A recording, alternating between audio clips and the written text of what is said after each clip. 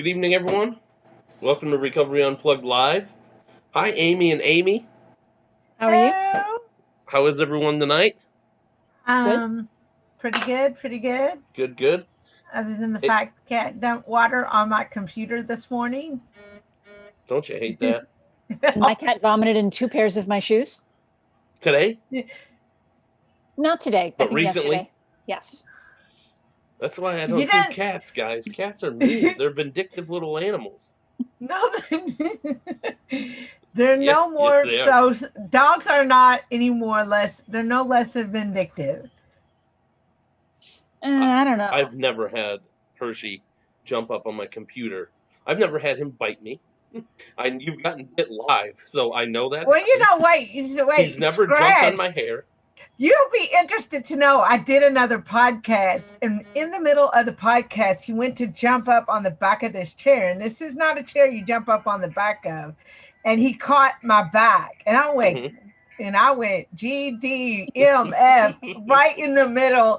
In the podcast, in someone else's podcast? Yes. See, your cats get you in trouble, man. Your cats ruin your live stuff. But they loved it. Because I said, here he is. They said, please pick him up. He was getting back at me for picking him up. He goes, oh, he's so chunky.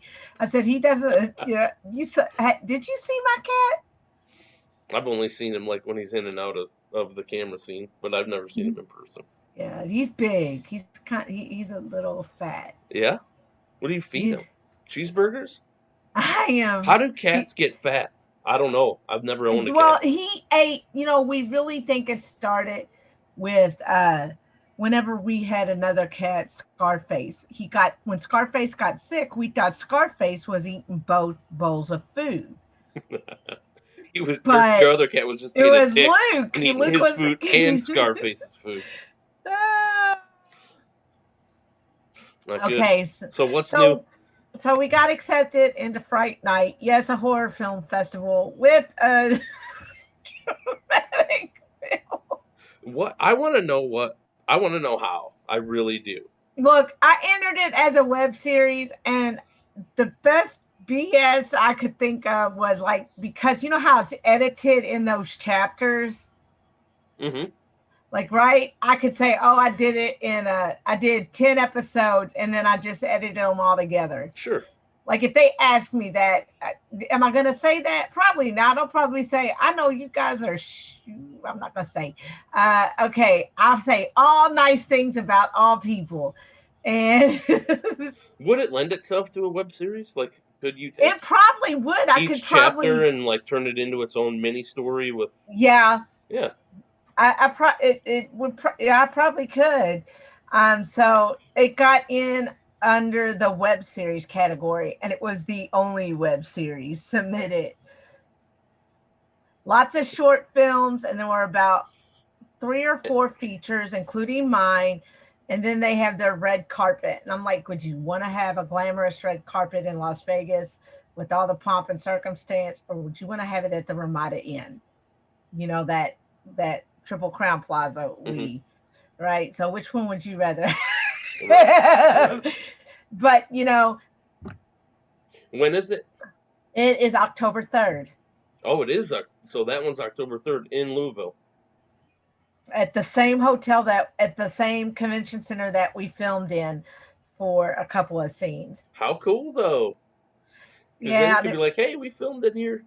I said, hey, look, that's the Julia Bell room. And we got the Julia Bell room because lady said, well, you're not supposed to be there till noon. And I'm like, Jesus Christ, I've got my cast and crew. It's storming out here. Thank God for the overhead thing. Oh, yeah, we would have been dead in the water if that overhang wasn't there.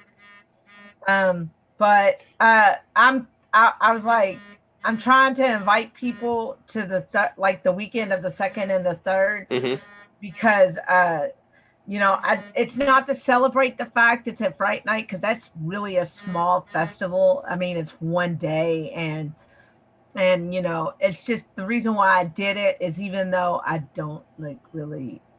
Missy said those people will never get another dime from me, because I'll tell you after this. Wait till the 3rd. Wait till the 4th. Yeah, I know how to fake it. I know how to fake it when I need Are we to. trusting that none of them are fans of Recovery Unplugged or Aimee Unplugged? I guarantee they're not watching Recovery Unplugged, because the one gentleman who helps who runs it and was my manager for a while said, "You don't look like you have a disability. You don't act like you have a disability." Gotcha. That's Okay, all you need so to know right there, right? that's all you need to know. That fixes everything. Right. Oh, you Uh, don't. You look like everything's fine. you look like I almost said, "Do you want me to show you how not okay I am right now?" But thanks to my life management skills learned in therapy, but that was a bad time. That was a really bad time. Um, but it's water under the bridge, because Yeah. the same year their convention imploded. It's also eyes. It's also eyes on the product. Yeah. So that's awesome. Anything Uh, else?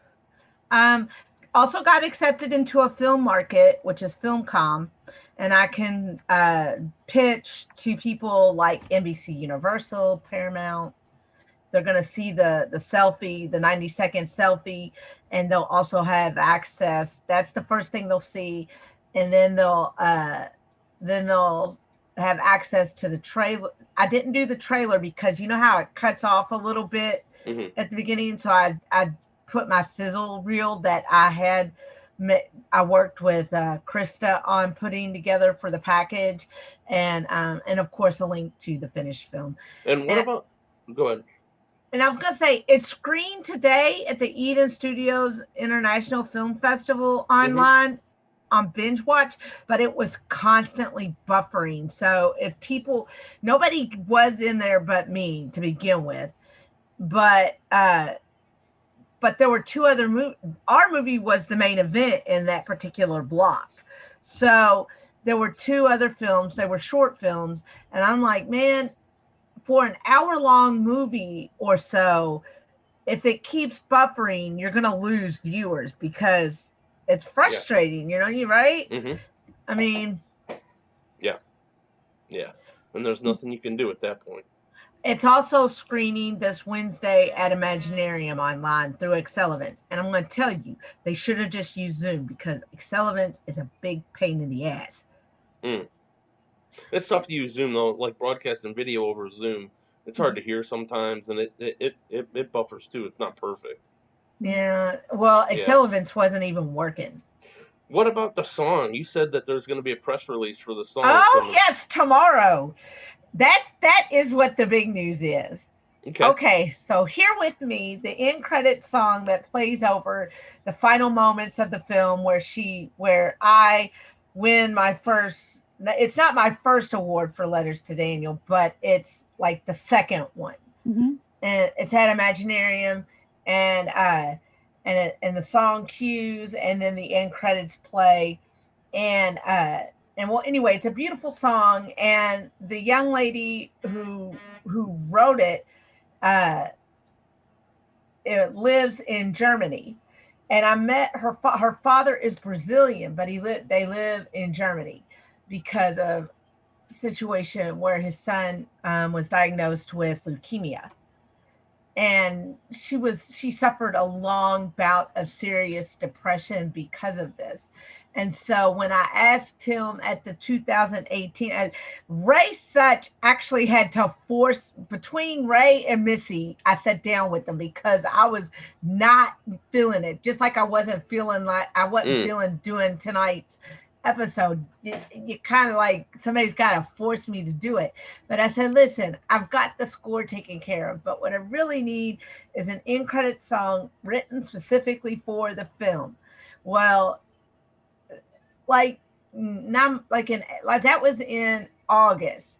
So then in April, I don't hear anything else. I hear some. He asked me some questions in December, and then in April, he said I get this message, and of course it has the song attached to it, and it goes. It's about her journey, but it goes beautifully.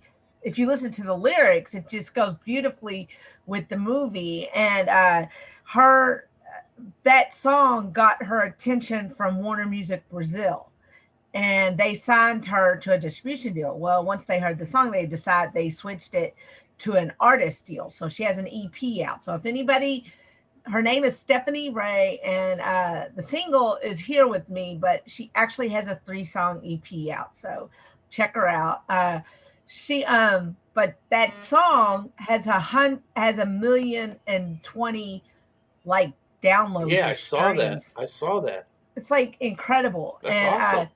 Well, I submitted.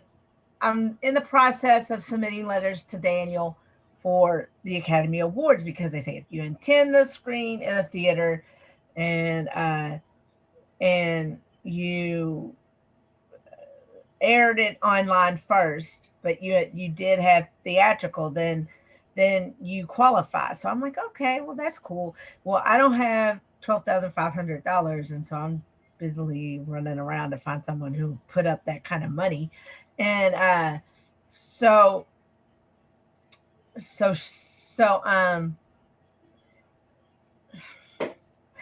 well, I approached Ricardo, because his name is Ricardo Raimondo, and I said, hey, I think if you ask me legitimately, I think our lead actress is Serious Chops, but she doesn't have the name, and I don't have the money to put a 4-year consideration, serious one anyway, campaign behind her, because that takes real like moolah, right? Because taking out an ad in Hollywood Reporter is like $1,000 or $2,000. It's like it's a lot of money, and but I approached him. I said, hey, I think really legitimately, because I submitted that song for consideration. Right. They said, you can't do that. It has to be the artist, the representative, or their distribution company. Really, that's the strongest contender we have for getting a nomination. Gotcha. For the film. Yeah. And Warner Music, I put together how many official selections we had, how many nominations so far on the film festival circuit, and what we were waiting to hear back from. And Warner, he sent all that off to Warner and Warner Music Brazil, and they agreed to do a 4-year consideration campaign and submit her. Now, some people think that means she's nominated, but she's not nominated yet. It just means that's all right. But being submitted, and there's going to be a press release put out, and press release in tomorrow. Kind of like the PR phase, and try to get it going. Yeah, that's awesome. And they have been pushing the song and been using letters to Daniel as a way to push the song. So, All right. Well, let's watch the trailer, and then you're going to interview Aimee. Okay.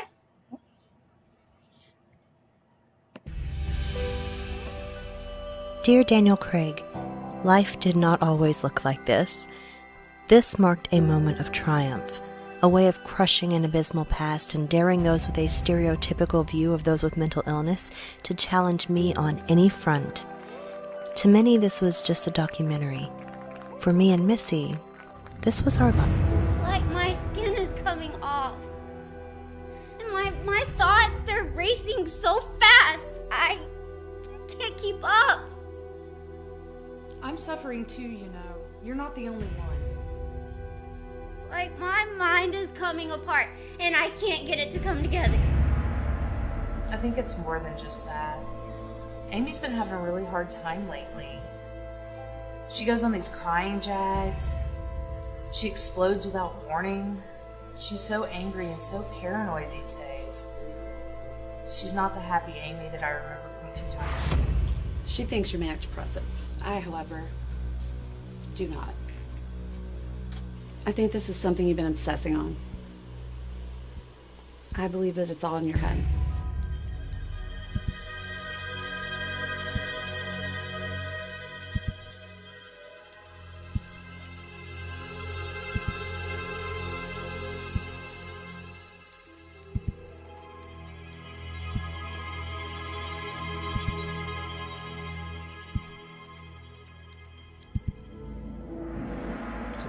very weak first. Come here.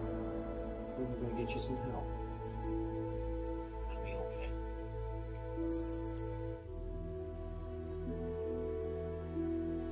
You do have a diagnosis. You have rapid cycling manic depression.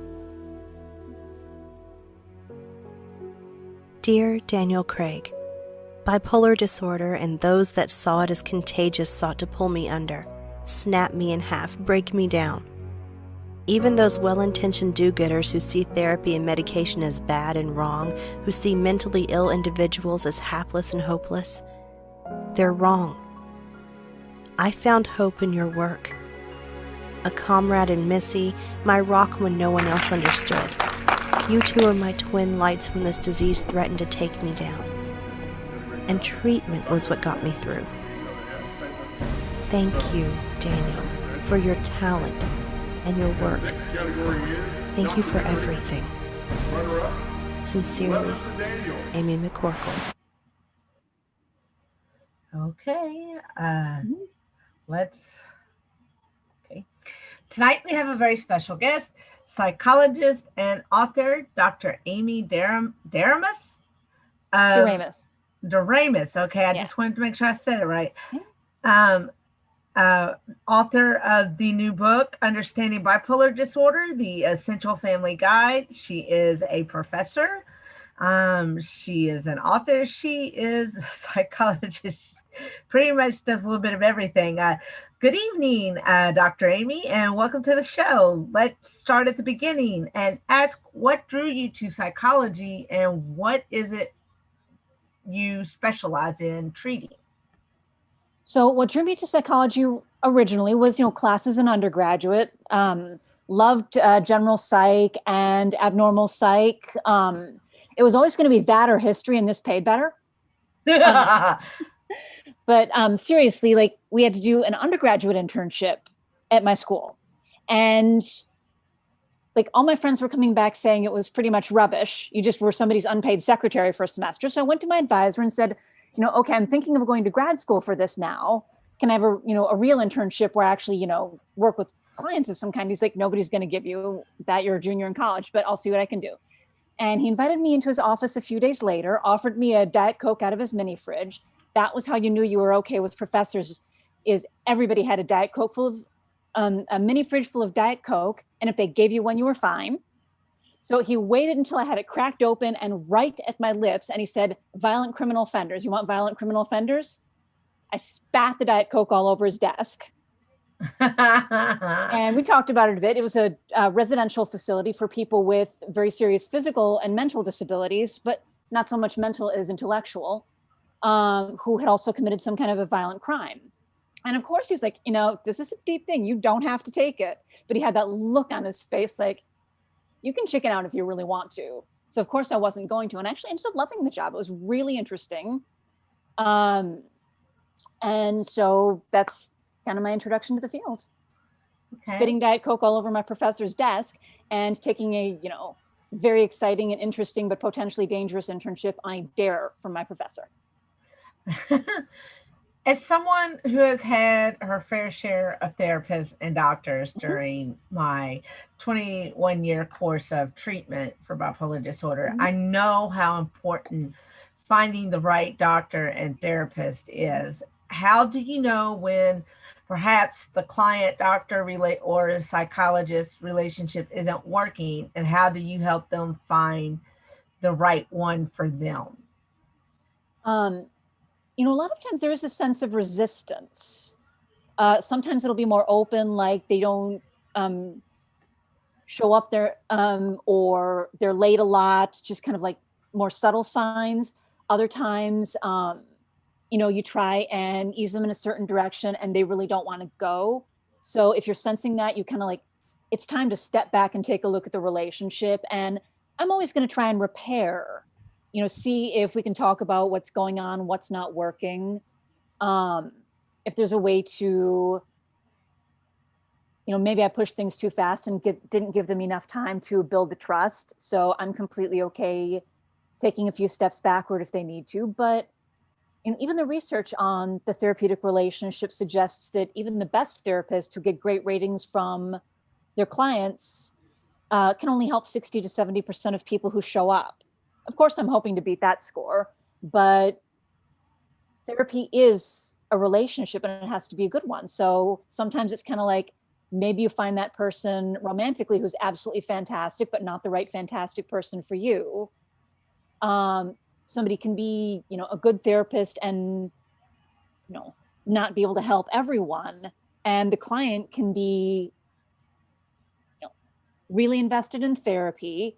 They are working hard, but if that fit isn't right, then it's not going to work. So I'm lucky in that I work for a pretty large private practice. So a lot of times there's somebody else that can work with that person.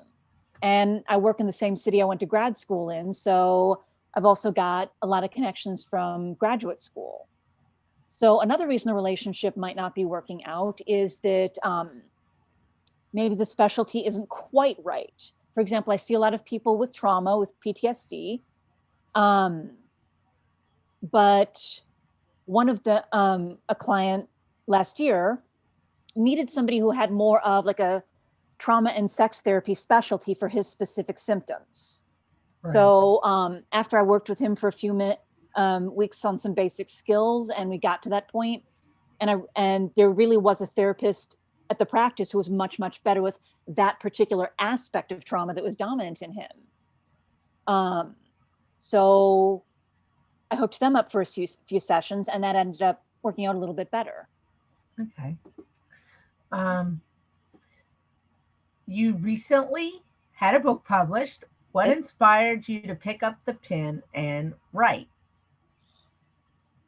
So many of my clients, going back, just like you said about your experience with therapy 20 years, have really chaotic family lives. The families don't know how to support them or have emotional problems of their own,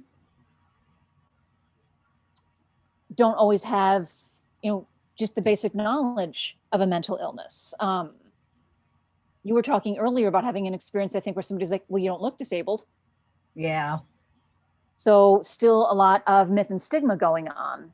So I wanted to write this book to help families, first of all, kind of frame it in a certain way of bipolar as a legitimate illness, being able to understand that all these behaviors that genuinely can be so difficult to live with, people don't mean them. People don't always have a lot of control over them.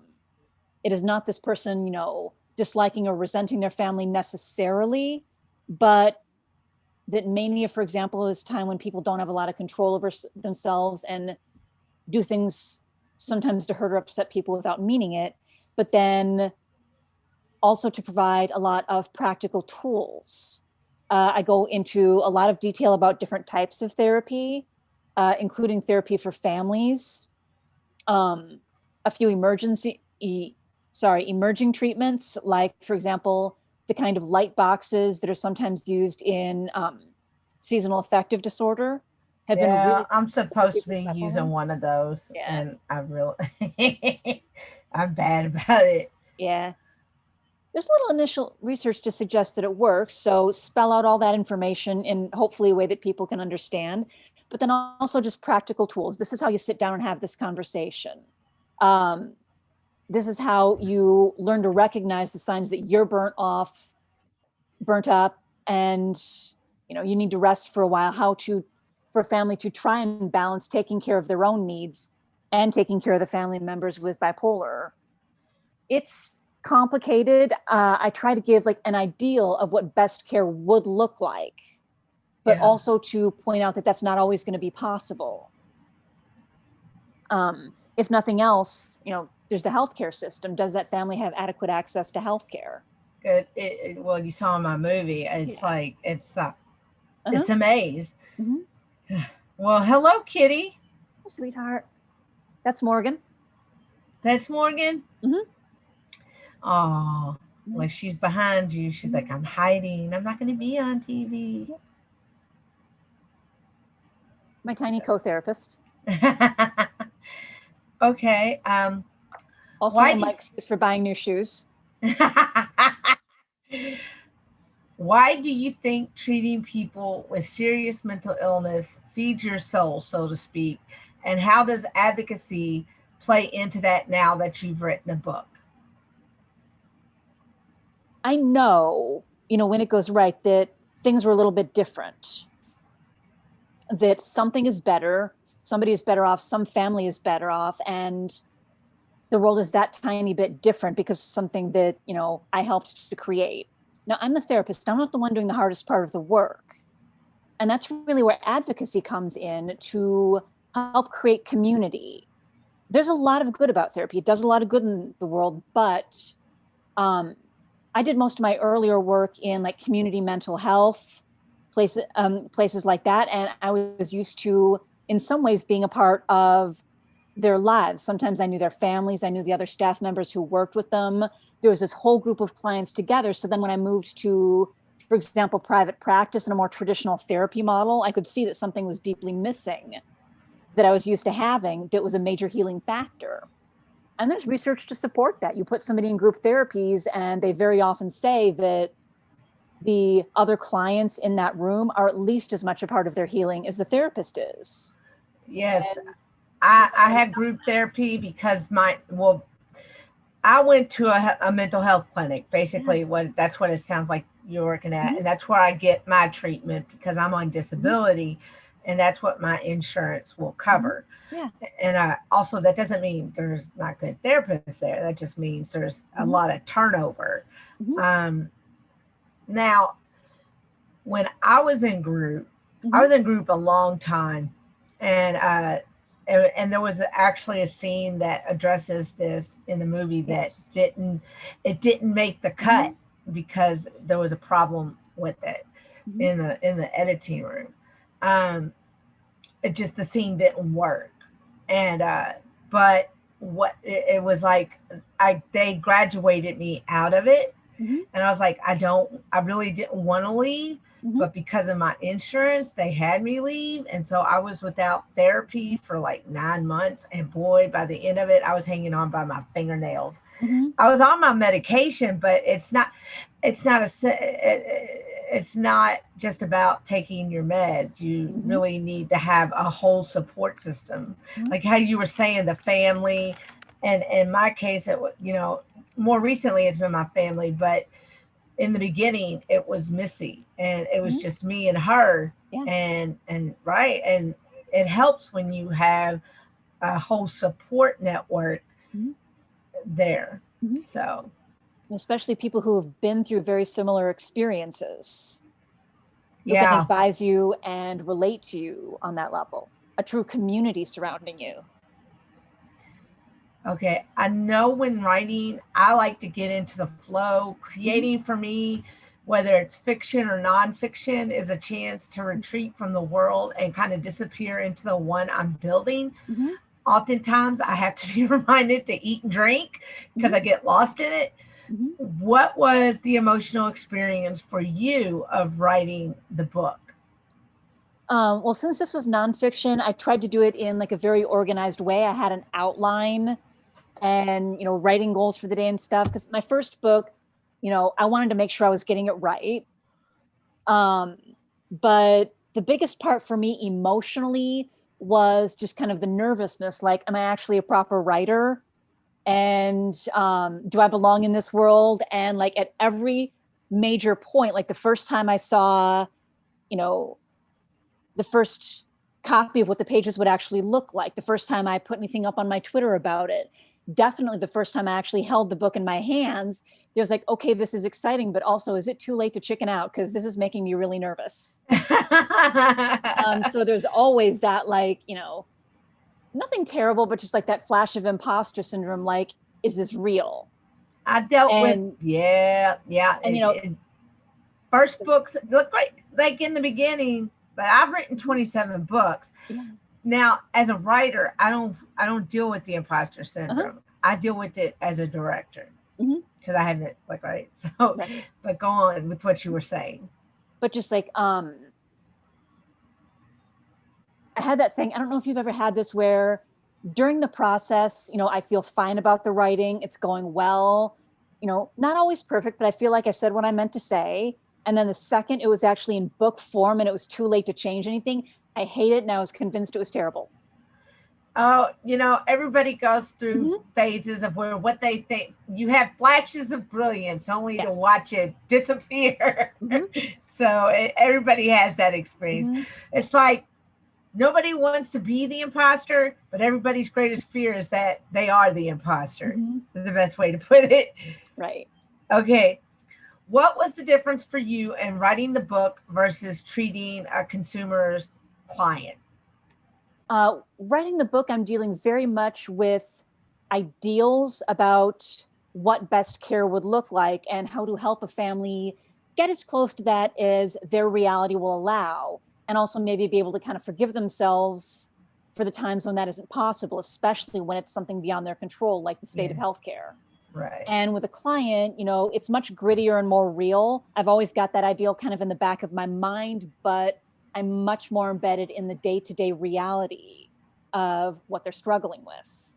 So it's more of a continuum where therapy gets more real, more gritty and emotional, and you're really right in there as much as you can be with that person. And then therapy was at the other end of that, the book was at the other end of that continuum where I'm dealing with an ideal, how things should be, and then trying to bring it down to earth enough that it'll connect to their experience.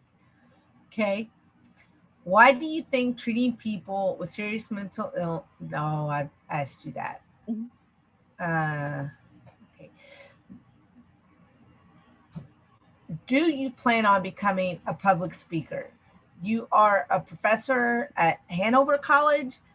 We were connected by mutual friends, Tim and Abby Druck. They felt we could help each other.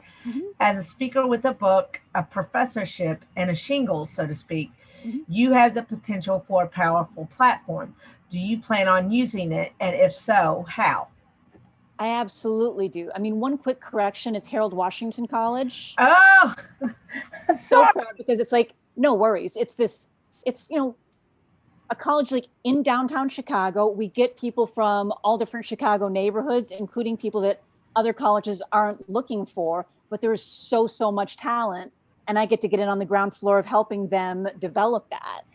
And that's what the whole college system is about. So I'm really, really proud to be working at this community college in Chicago because we're doing stuff that isn't being done a lot of other places. So that's Harold Washington. As far as the public speaking, I love public speaking. Really enjoy it. I've done a lot of programming as a hobby for history museums. I've spoken at a few professional conferences. A couple of my favorite topics, kind of outside mental illness, like obedience versus learning in the college classroom. When are we enforcing obedience when we should be promoting learning? Right. Like rules that actually get in the way of the students being able to get their job done. And then I just recently did an academic presentation. It had to be on Zoom, of course, on the role of like fandoms and pop culture and fiction in therapy and how it's being used these days. So okay. That's fascinating. I definitely want to use the platform and also, to be including more mental health advocates in that, to kind of use my platform to bring people who have that lived experience in to give their piece. Now, my background is film writing and advocate.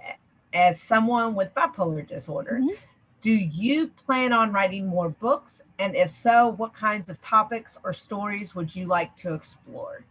Oh, there's so much. I would love to turn this, if the opportunity is there, into something of a series where I do a similar family guide for different disorders. I feel like some of them, like unipolar depression and anxiety, are pretty well covered. Yeah. But things like the dissociative disorders, the psychotic disorders, the trauma disorders would be a little bit more difficult. Hard to write a family guide in a disorder where family is so often the problem. Yes. That one's going to take a lot more thought to see how I would want to handle that. The last thing I want to do is write this guide about what it would be like to have serious trauma with this wonderful supportive family, but the reality of most of my readers is that their family is a big source of trauma. Yes. So another thing that I've been talking about with a friend, we've been talking about some of the frustrations of therapy the people you can't help, the stuff outside in their lives that you can't change for them. And we were joking, you know, half seriously, but I think we're at least going to give this a try, about writing a novel about a therapist who actually becomes an assassin. And she's trying to pick off the people who are traumatizing or abusing her patients. Oh, that's cool. Like what it would be if one of us just completely broke and decided to take care of that problem the direct way. Okay. What would you say are the most rewarding aspects of any of your careers? Author, teacher, psychologist. The most important thing is when I can look at my work and say, okay, it's different now. It's better than it was. And a lot of times it's small scale for this one client and the people in their life. Things are different. Things are better than they would have been if they hadn't been working with me. You know, for students, when I'm doing things to help them along, and I know that I'm working at a college that does the same thing, there are opportunities open to them through that whole system, which I'm a part of, that they would not have in a lot of other places, but that they very, very much deserve. So any situation where I know that something is really changed and I was involved in that, that's the part I really stay in it for. Okay. Have you struggled with mental illness at any time yourself?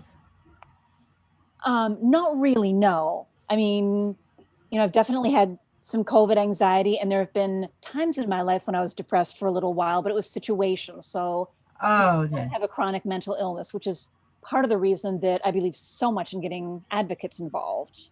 Yes. That's a piece they can help with that I really can't. Okay. Finally, let's have a little fun. Okay. If your life were a movie, what would the title be? Oh gosh.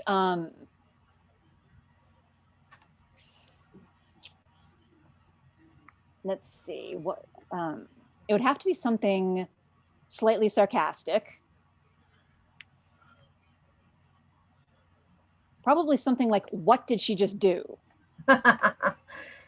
Okay. Or like, what just happened here? Like, what wild thing will she do next? Okay. If you could cast any actress to play you in that film, who would it be? Let's see. That would be fun.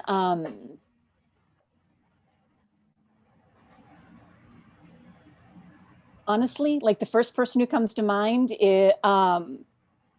would be Ming-Na Wen. Now I'm white and she's Asian, so that would definitely be a switch, but I would love it because, you know, I've seen her in a few things. She was Mulan and she was Agent May on Agents of S.H.I.E.L.D. and she just has a certain manner, a way of walking, and she can do comedy, but she can do it with a straight face. She has a strong physical presence. I think she would be one of my picks, definitely. Okay. Okay, what is your greatest hope for understanding bipolar disorder, the Essential Family Guide? For people to be less afraid. That something would happen that people didn't have to be as afraid for their future, and for people around people with bipolar to have that stigma reduced so they're not as instinctually afraid of people who have bipolar. Okay. What is next up for you?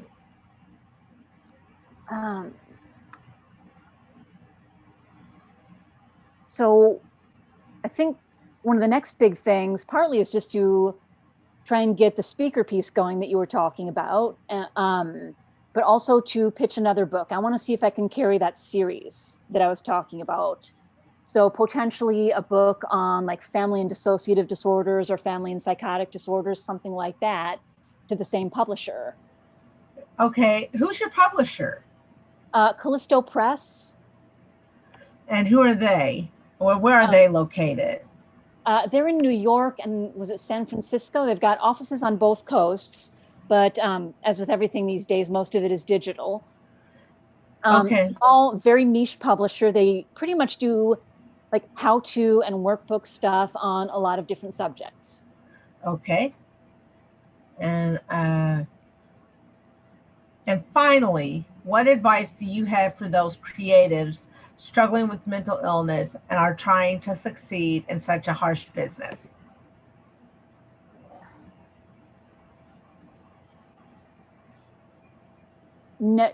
Don't let yourself forget about the things about you that are important and good and worthwhile. Don't get so wrapped up in thinking only of your symptoms that you forget about everything that you have to offer. Okay. Don't be defined by your illness. You have it, but you don't want to be defined by it. Okay. Well, John.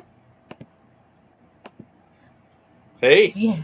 What do you have to ask her? Well, I really don't. I thought it was a great conversation. I love the intro. I really like how you got your internship and your stick-to-itiveness and like kind of go get 'em attitude. History pays less than psychology. Yeah. That was a learning. So you spit. It makes a fantastic hobby. You spit on one of your professor's desks. Literally spit a huge mouthful of Diet Coke because I was so surprised. And I think he did it because he timed what he said just for the moment when I had the can of Diet Coke to my lips. So sure. I think he did it on purpose. Yeah. He didn't want to do any grading, so he just wanted you to spit all over it. I love the conversation that you guys had about just kind of about mental health, about writing, about advocacy. It really kind of it really touched on everything that we care about and that we talk about when we're doing Recovery Unplugged Live. So I really appreciate that, and I wouldn't want to ruin that with any of my sarcastic cynicism. I think you guys I love sarcastic cynicism. Well, you did, I could tell when you wanted the name of your movie. So, but no, it was a pleasure getting to know you, and good luck on the series. I hope that you're able to take that to the next level.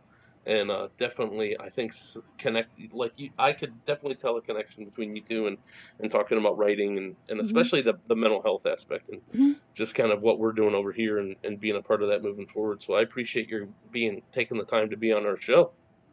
Oh, I had a great time. Oh, and stick around a little bit, Aimee. I'd like to talk to you. Yeah. All right, everyone, we're going to get out of here. We'll be back.